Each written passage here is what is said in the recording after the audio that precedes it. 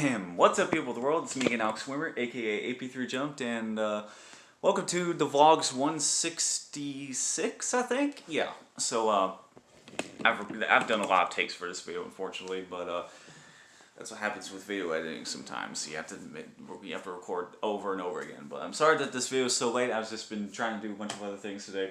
So, as you can see, my living room is a lot brighter now because I replaced damn near every light bulb in my whole apartment. Most of my light bulbs have either been changed or replaced. Some of them have completely died, whereas others I just felt like I needed to replace and get brighter light bulbs for them. Such as my living room lamp, because now I can actually film in my living room at night and have the lighting be good, kind of, and not have the lighting be too dark. It's still dark on this side, but if I cut that light on over there, I could make it better. So yeah, today is a very special day. I'm wearing my orange V-neck for today, and I also have an orange polo, but I've only ever worn that one time. But I'll tell you about that in a little bit. Today is actually the 4-year anniversary of the Loud House, and yeah, it's really funny. I've done videos for every anniversary that the shows have, all the way from the first anniversary to now, and that's really neat that I've been able to do that. So yeah, I don't know. I've talked about the Loud House a million times on this channel. The Loud House is it's become one of my favorite shows of all time, one of my favorite Nicktoons of all time, and one of my favorite cartoons of all time. So yeah, this show still means a whole lot to me. But let's start from the beginning. I will say as much as I love telling the story of how I got into the Loud House and what it means to me, I want to try not to reiterate the same exact things over and over again. Like, I want to try to add new stuff in this video. So yeah, and that's so anyway. Now, how did I get into the Loud House? Well, I was in my mom's house at the time because I was living there in 2016, and I either was coming out of my room or coming from downstairs. But I heard my little sister singing the theme song of the show, actually. Excuse me. And so she's watching Nickelodeon in the living room, and I come over and I hear this theme song, and I look at the I'm watching it's in that moment I'm watching the very first teaser trailer for the Loud House, and literally my first impressions were ooh, a new Nicktoon. I wonder if it'll be any good. And it did wind up being pretty good. Really good, actually. You know, the Loud House has broken a lot of barriers, honestly. It's one of the first Nickelodeon shows to have LGBTQ characters, which is awesome. I know The Legend of Korra did a little bit. I didn't really watch The Legend of Korra, so I don't know what extent it did that. But I'm glad that this show has done it so successfully and represented the LGBTQ community so faithfully and respectfully. Because yeah, I really do appreciate that. So, but I'm getting a little bit ahead of myself. So I didn't watch The Loud House super right away. I didn't watch it when it first came out. I either watched it around late May or the start of June. Either way, my first episode was actually Link or Swim. And from then on out, I was hooked. And I tried to watch every single episode of the show. I tried catching up with the episodes that I was missing out on. So it was a little bit difficult at first. But after about a month or so, I was finally able to watch all the episodes that were out at the time. It wasn't until I'd say October 2016 where I finally started to catch up and watch new episodes live. So yeah, and then fast forward to the next year, where I started doing video reviews for the Loud House for the first time. As a matter of fact, this show was the very first show I ever did any kind of video reviews for, ever, for anything, whether it be for a TV show or movies. It's the first franchise that I ever did.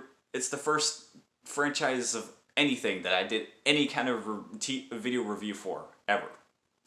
And the first episode I reviewed was Future Tense, and from then on out, I reviewed every single episode of the show ever since.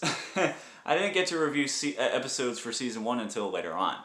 And, yeah. And flash forward to, like, the next year. It was when I was invited to be a part of the Loud TV YouTube channel. It's basically a Loud House YouTube channel that had a bunch of Loud House content on it. That channel hasn't been active for a very long time. Unfortunately, I don't know why, but it's just, I don't know. Who knows? But I was one of the first guests to ever be on the show's podcasts. But before that, I actually was able to do guest reviews on that channel. It was in that moment I was able to review episodes for season 1, including my first episode. And I was also able to review some of my personal favorites. Some episodes I wound up reviewing a second time because I already reviewed them before on my channel, and then sometimes the opposite happens. Sometimes I would talk about an episode on that channel before talking about it on my channel, because I would wind up being a semi-recurring guest on the Loud Crowd podcast. It was a podcast on that channel, and the Loud TV YouTube channel is the first. It's the first YouTube channel that I was able to collaborate with, in which everybody I knew on the channel, in which everybody involved in the channel I was meeting for the first time. So this, besides the T186 Productions, where I already was friends with everybody involved on that channel before I was ever even a part of it, the Loud TV YouTube channel was the first YouTube channel that I ever collaborated with, in which everybody that was involved I had never met before. And I had a really fun time on that channel. I really did. And so, fast forward to now, the Loud House has done so much in 4 years, and it's still got so much to accomplish, and I can't wait to see how much more the series is going to develop over time, because it has developed so much. The first season, I don't really like season 1 all that much. About a whole third of that season is just not great, if not bad. But the first season, it took a while to figure out its formula and figure out its footing. But by the time season 2 came around, it was starting to become like really good, and by the time season 3 was rolling around, that was around the time where the show really started to develop its characters and have really good character development, and that's one of the things I love about the show.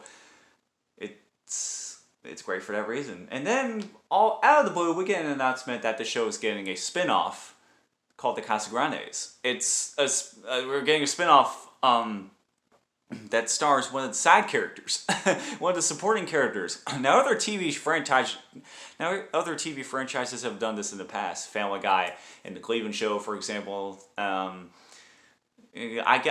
was able to get my mom's input for this video before I recorded this, but she was saying that how certain franchises try to have a spin-off series based on a supporting character. Sometimes they either try to change up the vibe too much, or it just doesn't jive well with the audience. Thank God the Casagrandes did, and I really love the Casagrandes, and as a Latino myself, I have extra appreciation for it, and my mom, who has also watched the Casagrandes, she is Latina, and she says that she loves how well the Casagrandes represents the Spanish family, and yeah, I wholeheartly agree. In a couple of ways, I think the Casagrandes has done so much. It's already done so much within its like first half of the year. It's already done so much within its first couple episodes when it came out in October last year. But yeah, it was able to do so much in so little time that it took the Loud House years to do, like with certain things. And I kind of think the Casagrandes is kind of better in that sense. Like, I'm not knocking the Loud House by any stretch of the imagination, but All I'm saying is that the Casa Grandes, I feel like, has learned from a lot of the Loud House's earlier mistakes and literally correcting some of those mistakes. For example, it turned one of the Loud House's worst episodes and made that into a much better episode for the Casa Grandes. So, yeah. I gotta say, all in all, I really love the Loud House. I still love it to this day, and I love the spin-off series as well. It's a show I didn't even know I wanted, and it's really great for that. So some of my favorite episodes, I have a lot. Two of my favorite episodes of all time are Tricked and Legends, and my favorite character in the entire franchise would have to be Sid Chang. She's just really charming and really adorable. I love her design. She's really fun to watch, and she's always delightful to watch on screen. I will say that. So I'm going to have to end off this video.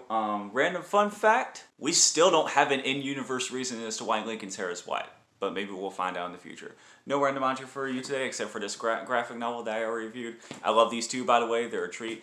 Anyways, once again, I'm Alex Swimmer, aka AP3Jump. Thank you so much for watching until the end. That's it for me, and I'll see you soon. Goodbye. Let me know what you guys think of The Loud House and how it's affected your lives, because this show and franchise still means so much to me. Anyways, I am out, and I will see you with tomorrow's video. Goodbye.